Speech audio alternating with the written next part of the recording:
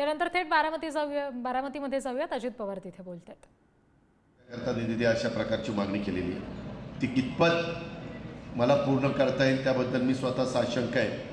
त्यामुळं ह्या सगळ्या आचारसंहिता ह्या सगळ्या गोष्टीच्यामुळं याची कृपया नोंद आपण घ्यावी.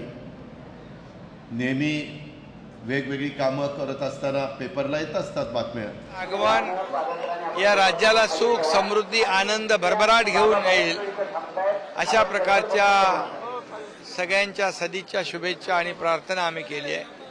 शेतकऱ्यांवरचं अरिष्ट दूर हो, संकट दूर हो, चांगला पाऊस पडतोय, चांगली शेती होऊ द्या आणि काही ठिकाणी अतिवृष्टी झाली आहे त्याच्या मागं शेतकऱ्याच्या मागं सरकार उभं राहणार आणि एकंदरीत गणेशोत्सवाचा आनंद सगळे मोठ्या उत्साहात साजरा करतात. अगदी देशाच्या बाहेर देखील आपले जे गणेश भक्त आहेत ते नोकरी व्यवसायानिमित्त गेले तिथेही गणेशोत्सव साजरा करतात. हे एक आगळी वेगळी परंपरा, मोठी परंपरा हे जपण्याचं आपली संस्कृती पुढे नेण्याचं काम. ठीक आहे. आता आढळराव पाटील यांच्या घराची चर्चा होते. आळंदीमधील जे बस स्टँडची 7 एकर जागा आहे ते अजूनही मोकळे पडलेले आहे. अजूनही ते ठीक आहे, त्याची माहिती घेतो मी. लागणमध्ये 3 लोकांचा मृत्यू झालेला आहे. लोकांचा मृत्यू झालेला आहे. चला पुढे. बदल्यांची पण एक ह्याची नोंद सगळ्यांनी घ्यावी.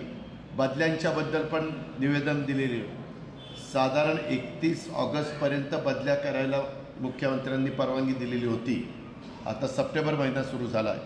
आता सप्टेंबर ऑक्टोबरमध्ये बदल्या जर करायचं म्हटलं तर ज्याची बदली सोयीला आहे त्यांची अडचण नाही, पण त्याची सोयीला बदली करण्याच्याकरता कुणाची तरी गैरसोय करावी लागते आणि त्यांच्या मुलींनी जून जुलैमध्ये ॲडमिशन घेतलेलं आहे.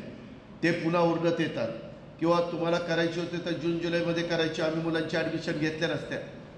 काही बदल्या तरी केल्या, परंतु काही